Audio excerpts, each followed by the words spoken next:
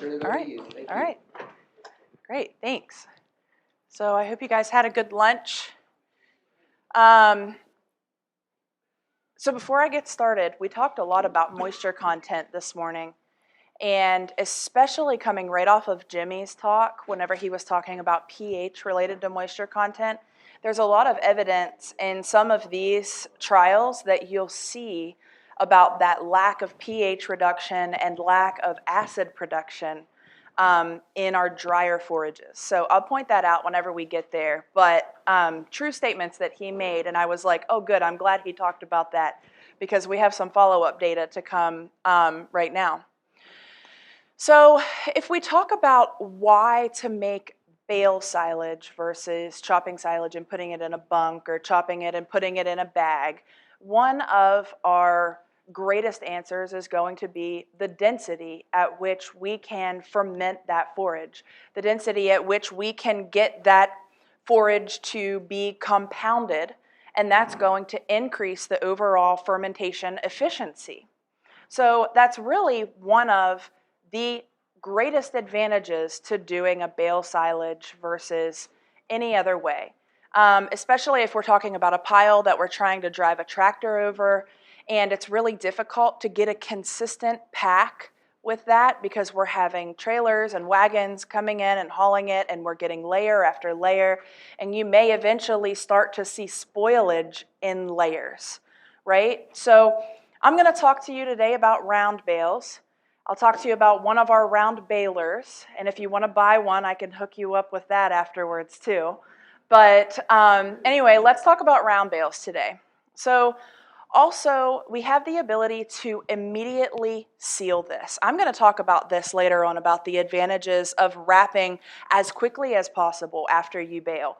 But how many times, if we're dealing with something in a pile or in a bunk, we're unable to seal that off immediately because we have another day's worth of work to do or another 2 days worth of work to do before we can get that sealed off.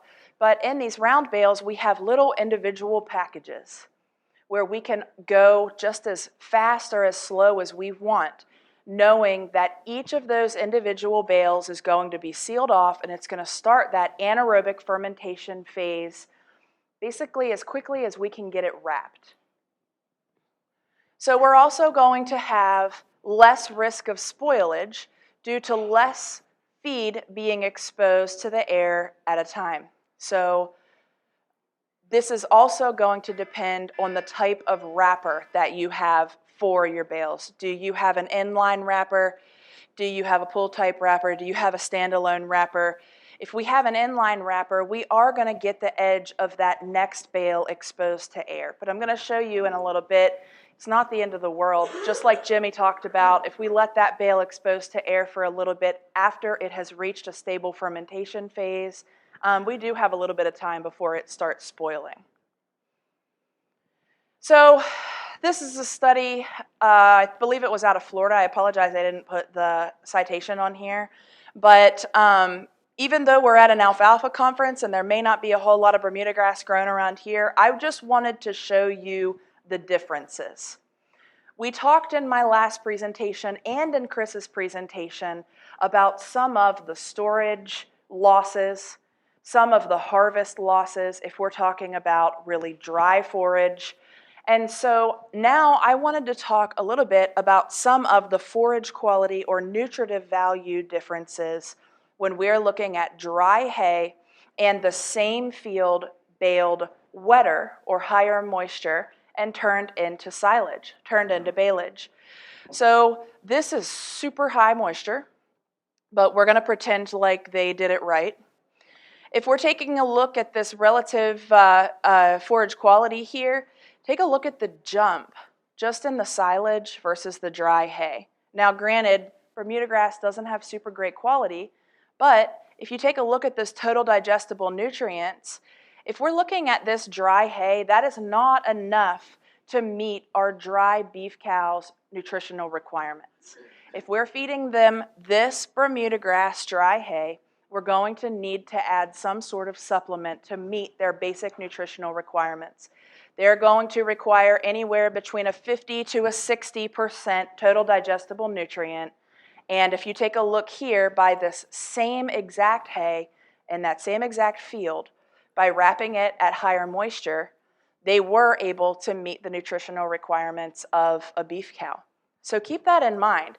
We did talk earlier that it's not a saving grace. It's not a way to, if you have, really, really poor forage quality, to make sure that we're getting super high forage quality. But it is a way to help to improve the overall nutritive value of that crop. So essentially, this is just taking a look, and you all have this in your handout, so you don't need to memorize these numbers. But if you just take a look at the total digestible nutrient requirements and compared to the crude protein requirements, and then match this up with these different baleage versus dry hay, you can see how just by wrapping that wet allowed it to feed a different class of animals versus if we baled this as dry hay. We've talked about this until we're all blue in our faces, so I'll skip past that. We all know the moisture content at this point. So what are some things that are going to be positive, some more things that are going to be positive about wrapping our hay at a higher moisture for baleage? Typically, we're going to get less refusal rates than dry hay. Dry hay can have up to 50% refusal rate, and I know that you all have seen it. You've baled some stemmy, nasty forage, and your cows just leave it lay, right? A lot of times, if we have that type of forage and we're wrapping it and we're getting that acid profile throughout that entire bale, it actually increases the palatability. Cows love the taste of it, and so we're getting much less refusal rates than with our dry hay. We've already talked about being able to bale it before our dry hay. We're going to conserve that high-value dry matter and those high-value nutrients and get those in the bale before they're respired by the plant. Also, we're going to get less leaf loss. We talked a little bit about this, and this goes hand in hand with that inverse relationship that we looked at with our harvested forages, with our stored with our stored losses versus our harvest losses. And so we saw that with our 45 to 60% moisture, which is going to be our targeted range, we're actually getting the least amount combination of losses. So we talked about this in terms of growth stage being the most important factor in making sure that you are making the highest quality forage possible, or at least the quality of forage that's going to target your operational goals the best. Everyone is going to have different operational goals. If you have a stocker cattle operation, you're going to need to have much higher quality forage than if you're feeding dry brood cows. So this just goes a little bit more in depth of why the forage quality matters, but this also plays a role in how well your crop is going to ferment. So if you have a really lignified crop, a really stemmy crop, it's starting to dry down a little bit because it's so past. It doesn't have to be alfalfa, it can be grass. You're actually seeing a lot more of the cell wall thickening. So this dark gray box here is actually a representation of what happens within the cell as that crop matures. So we're getting more lignification, we're getting more fibrous material, and we're having less of those available sugars or cell solubles to actually be converted into acids. So we're not going to get as good of fermentation the more mature and stemmy our crop gets versus a nice, lush vegetative forage. So we talked a little bit, I talked about in the very first slide about bale density and why we think, or why we know that having bales is actually a better practice than having a bunk. And we named all of those. So in my previous position, I worked with an unnamed company, and we actually looked at the effects of bale density on fermentation patterns.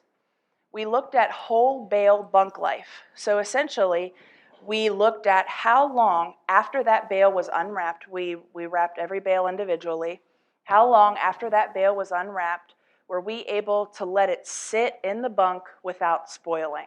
I'll explain how we did that in just a minute. But essentially what we found was we had better fermentation, higher forage, overall forage value, and longer life of the bale without spoilage. So this looks like kind of a messy graph, but in all actuality, we had enough of a relationship that I feel comfortable sharing this with you guys. And so this is taking a look at total hours until that bale was considered spoiled. And so it was very difficult for us to determine what is considered spoiled as a bale. That research was not available in round bales, but it was available in corn silage. And so we took those same principles of what they consider corn silage to be spoiled, and that's going to be an increase of 2 to 3 degrees Fahrenheit above the baseline temperature of when that bale was unwrapped is going to be whenever it's considered spoiled at the core of that bale. So we had little thermometers that we had inserted into each of these bales, and then we unwrapped them and we let them sit there and spoil. And we waited and we documented which bales spoiled the fastest, which bales spoiled the least fast, and essentially we saw a linear relationship that the greater the bale density, the overall longer the bale was able to sit there in that bunk and still be viable. So we also saw an inverse relationship here with pH. We had high pH here. So what do you think happened based on Jimmy's talk? We baled this dry. It dried down so fast on us. We didn't have our balers ready because we were in Pennsylvania, and so we mowed it and we let it sit and dry down. And we were getting our balers ready because we were looking at different balers, 4 different balers. And before you know it, we were like, oh, we should have baled this probably 4 hours ago. It got dry. So it was about 35% moisture. Not ideal, but probably what happened here with our overall bale pH. Nonetheless, we still saw, as that bale density increased, we got lower pH. So that's going to indicate better stability. The lower the pH, the longer the bunk life is going to be. The more stable that bale is going to be, that silage is going to be. We saw a slight decline in sugar content as that bale increased, which is going to be an indication of a better conversion of those sugars to acids. We also saw an inverse relationship of total acid concentration versus overall bale density. So as that bale density increased, we saw an increase in total acid production. Oh man, I took my lactic acid slide off here. We also saw the same thing happening with our lactic to acetic acid ratio. The greater the bale density, the overall better that lactic to acetic acid ratio. So essentially, we were using all variable chamber balers with this project. And I know that fixed chamber balers are also very common. So the good thing is with variable, there's good things and bad things with variable chambers. One of the worst things is whenever you're baling a high moisture forage, those bales get heavy. And it's also hard a lot of times if you're using a bale spear, you'll push that bale across the field before you can actually get it speared, because the wetter the moisture, the better the bale density we can get. We can really, really pack a bale tight if we have that density setting turned all the way up on a variable chamber baler. Holler out to me some ways, if you have a fixed chamber baler, we can make sure that we are increasing our bale density. Because technically, if you have a fixed chamber baler, it is what it is in terms of bale density.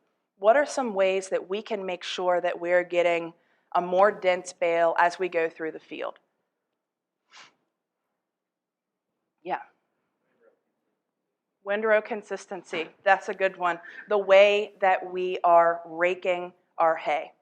You want to make sure that you are just as wide as your pickup on your baler. If you're having to do a lot of weaving, it's really difficult to make a uniform bale. We do have ways to do that, right? But it's difficult to make a uniform bale, and the less uniform the bale, the lower your overall bale density is going to be. Come on, I'm doing this so you guys wake up after lunch. Come on. I think somebody said it. Drive slower. That's another one. Drive slower. Another one is drive in a lower gear while maintaining your PTO speed. So we're driving slower. We're making sure that we are still having that rapid pickup on our pickup, and hopefully we're at a high enough forage content that we're not losing leaves during that pickup process. But that can be a downfall if we're baling dry hay.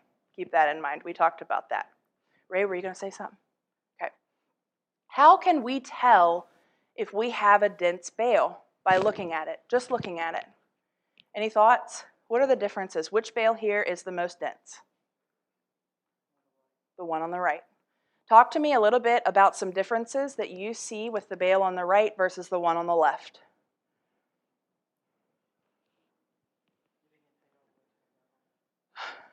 Yeah, and so this is also one of those things about windrow formation, right?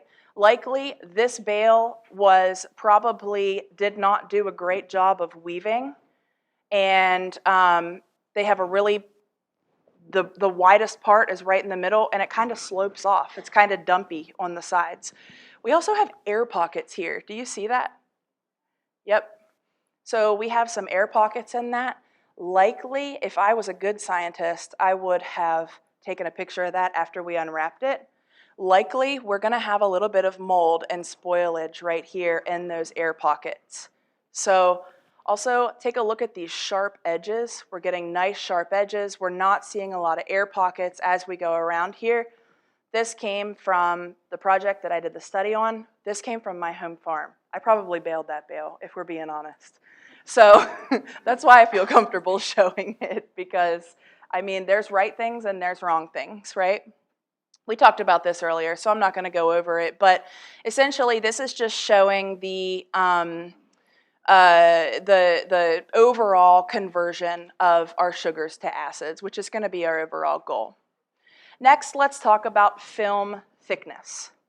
So a study was done by Dan Undersander at University of Wisconsin, and he wanted to look at how many wraps or what thickness of the wrap do we need to have so that we could ensure proper fermentation. So he took a look at no wrap, 2, 3, 4, 6, 8, 9, 10, 12, and 15 mils. And so the goal of this is to keep our forage below 120 degrees Fahrenheit. We talked a little bit earlier, whenever Chris talked way back at the beginning of the day, about the Maillard reaction. Once we hit that 120 degree Fahrenheit level, we are getting our proteins denatured, we're burning up our available sugars, and we're overall going to reduce our overall forage quality. So the goal is, no matter what, no matter if you're making wet hay or dry hay, keep that forage below 120 degrees. So essentially, the only one that he saw that increased above 120, and I don't know his environmental conditions, he could have done this in early April, for all I know, in Wisconsin, I'm not sure. But he only saw this one with no wrap to increase above 120. But there is still a relationship in terms of bale temperature and forage quality. So even though we're hitting 110 and we're bumping up against 120, 115 here, we're still seeing a reduction in forage quality whenever we're doing 2, 3, or 4 mils. What he is really recommending is that you have a minimum of 6 mils thickness on your silage bales. That's where we can ensure that we're getting all of that air cut off and we are getting an anaerobic phase in that fermentation. Same thing that Jimmy was talking about, how important it is, especially if we get too wet or too dry in terms of our bales. It's really, really important that we make sure that we're adding maybe even 8 mils thickness so that we can ensure that we're going to get that proper fermentation. Also, he looked at time of baling after wrapping. However, what Dr. Undersander did was looked at 0 hours, so baling right out of the baler, 24 hours, 48 hours, 96 hours. We wanted to look and see exactly what happens if we are wrapping that bale on the back of the baler. So if we are dropping that bale right out of the chamber and we're dropping it on a table that's wrapping it as we're baling our next bale, what's happening? And how can we compare that to bales that are wrapped 2 hours, after 4 hours, after 8 hours? So what Dr. Undersander concluded was you need to wrap your bales within 24 hours after baling. We wanted to look a little bit closer and see what happens at that 2-hour mark. Are we already starting to see some sort of forage quality degradation? What about at 8 hours? What about if we are hauling to another farm and trying to get it wrapped as soon as possible? So this is our RB series silage baler that we have at Massey Ferguson. Variable chamber. We also have a fixed chamber that's available. It's not quite as common. It has up to 17 knives, which is going to give you a theoretical length of cut of about 1.5 inches. And it also, you can remove and add those knives based on what your crop quality is. So you can either have 7, 8, or 17 knives in this system. And so essentially what we're seeing is much better shaped bales with this baler. We're having that uniformity because this baler is actually able to form the shape of those bales even if you have a crappy windrow, right? And so it's really increasing and improving the overall density of those bales. We also have an anti-plugging system on this that allows that floor to drop down if it does start to plug, and hopefully you won't ever be crawling in your baler and digging crop out of there. And we also have the RB series with the ProTech. And so essentially what this is a wrapper attachment to the back of this baler that is allowing this bale to be wrapped before it's ever even dropped into the field. And so what we wanted to look at was, sure, yeah. On that, with that wrapping system, as your bale is formed in the chamber, are you putting net wrap on it or a plastic wrap? Net wrap. Yes. For this bale, we're putting net wrap on it, but Fendt, who is manufactured out of Germany, they're actually having one that they can put film on it, and now I'm blanking on the name of the Fendt Rotana. It's going to be the name of the baler, and it's actually piloting this year in Europe. And essentially, the goal would be, instead of being wrapped with net wrap, now it has some film on the outside. So if you're baling dry hay, let it drop, and it already has its storage unit. It's being wrapped with film right there. Well, the other thing that I always think about is, you know, when you wrap an individual bale, you always get multiple layers on the ends of the bale. Yeah. I mean, more than you need on the ends of the bale, so you get enough layers on the sides. Mm-hmm. If you could wrap a couple wraps or have a couple layers of film before you actually start to wrap the whole thing, Yep. that could cut down your plastic. Yeah, that's actually a really good point. Yep. But we do have a baler that's coming out with the film binding, which will be essentially in place of the net wrap, and then it'll also have this attachment option on it as well to wrap it right there in the field. So we wanted to look at what is happening in between that 0 hour and that 24-hour mark. We know that the general guideline or the general recommendation is going to be to wrap within 1 day of baling. Cool. What happens in between that time to the crop? So we did our first round of this study in Kennett Square, Pennsylvania, which is in southeastern Pennsylvania. And what I want you to look at for these next couple of slides is this black line. So we took day 0 collections, but essentially that's going to be the collection that I took at the time of wrapping. And then we waited 28 days. Hopefully that bale was in a stable phase of fermentation. And we went back out and collected our data again. And so essentially what we saw was, in terms of percent water-soluble carbohydrates, we saw a slight decline, nothing super crazy here from our 0-hour to 24-hour time frame. This is our lactic to acetic acid ratio. We've talked about this quite a bit today, so we know greater is better. And what we saw was, at our 0-hour, take a look at this super high lactic to acetic acid ratio. And already at the 2-hour mark, we saw about a 1.5 decline. And then we're going down here to the 4-hour mark, again, another point decline. What happened here at the 8-hour mark, I do not know, but we're still seeing a significantly lower lactic to acetic acid ratio than at our 0-hour, and then once again, even further down at our 24-hour mark. So even though we are still seeing ideal lactic to acetic acid ratios at the 24-hour mark, I'm not saying that that feed is trash or anything. I'm saying look at the opportunity of improving your overall feed quality if you wrap it as soon as possible whenever it comes out of the baler. If we take a look at our percent butyric acid, we talked about this earlier, and why butyric acid can be very, very detrimental.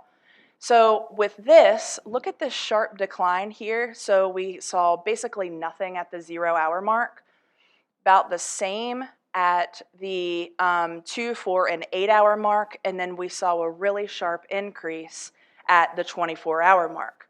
I do want to note that even though it looks dramatic, and it looks like we had this huge increase at the 24-hour mark, this is still not near the rate of butyric acid to injure an animal, for it to be toxic to an animal. What I wanted to show was we are getting some butyric acid production, and even though the percent butyric acid was not detrimental to an animal, whenever I cored this bale, I could smell it. And I knew before even looking at the bale that it was a 24-hour bale, because I could smell it, which could decrease palatability. Yeah, Jimmy. 55. Yeah, it was like 55 to 57 every bale. Yep. So this is taking a look at the percent available crude protein. And if you think back to Dr. Undersander's slide, where we're trying to keep that bale below 120, this is quite possibly what was happening here, and why we see a reduction in available crude protein as our time period lengthens, because it's likely that that bale started heating. If I had my life to live over, I would have collected temperatures throughout the entire process. I neglected to do that, mostly because it was quite a ways away from my house, and but if we had it to do over again, we definitely would have done that. If we take a look at overall digestibility, we really saw a sharp decline here from the 8-hour to the 24-hour time frame. So we saw not a huge difference, not even a 1% difference here in digestibility from the 0-hour to the 8-hour, but we did see a little bit of a decline here at the 24-hour mark. That's just showing some of our animal nutritional requirements.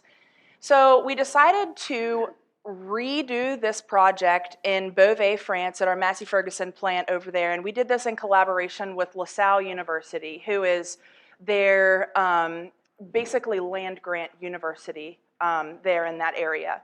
And so what they also wanted to look at was 48 hours. They're having a lot of their farmers wait 2 days, maybe even longer, before they wrap. A lot of lack of information over there in terms of best management practices. So they wanted to replicate the exact project that we did in Pennsylvania and do it in France. They also looked at 48 hours. Now, one big difference that I do want to point out is the time of year. They did this the end of April, so April 26th through the 29th. Whenever I did it in Pennsylvania, it was in August. So very different temperatures. It was hot as blazes whenever I did it. Not quite so hot in France in April. However, what I want to show, so keep in mind their digestibility, this was all All of this analysis was at a Western European forage lab. Their equations are slightly different than ours, keep in mind, and some of their ways of analyses are slightly different. But still, what I want to point out here is this difference in digestibility from the 0, 2, and 4 hour time frame, and then how it dropped here for the 8, 24, and 48 hour. So in our study, we saw kind of the sharp decline at the 8 hour mark. In this study, even with being in the cooler, more desirable temperatures, they still saw a pretty sharp decline there at the 8 hour mark. Inverse relationship with ADF. So acid detergent fiber is going to be related to how digestible that crop is. The greater the acid detergent fiber, the less the overall digestible it's going to be. So they saw, once again, here at this 8 hour mark, a jump in ADF versus the 0, 2, and 4 hours. In terms of soluble sugars, again, they saw this split right here in between the 4 and 8 hour mark. And this is a milk forage unit, kind of similar to our NEL or NEG, etc. So you can think of it in that way. But again, what I wanted to show was the separation here in this 4 to 8 hour mark. So really, the moral of the story of both of these projects is if you wait until 24 hours after you bale, you still have the opportunity to make wonderful silage. And many of us are waiting for that long before we end up wrapping. But the sooner you can wrap this, the better. You are going to see improved forage quality if you can have somebody baling, have somebody hauling hay, and have somebody wrapping that as soon as they can get it to the storage location. You will see benefits, and you will see significant benefits, rather than letting that bale sit for an entire day. Are there any questions? Yes? How many layers of plastic? 6 mils? I don't. Yeah, so it's going to depend on the thickness of your plastic. So a lot of it is 1 mil thick, so it's going to be 6 wraps, but some of it is 1.5, and so it's going to be like 4. When they apply that plastic, it gets stretched, right? Yeah. So is it actually thinner if it's 1 mil plastic? Is it thinner than 1 mil when the So wrap goes on? I know I hate when people ask that question because I don't really know what to say. I don't know what the answer is. I know, exactly. So I don't really know what to say. I do know that the tension of the plastic matters, right? You don't want to pull it so tight so that you can see through it. Right. But in terms of a scientific answer, I don't know what to tell you. I think that it's going to need to be tight enough that it sticks to the bale, that it sticks to itself. It's not loose, but not so thick that if it starts out this wide and then you have the tension so high, it's down to this and you can basically see through it. That's as scientific as I get.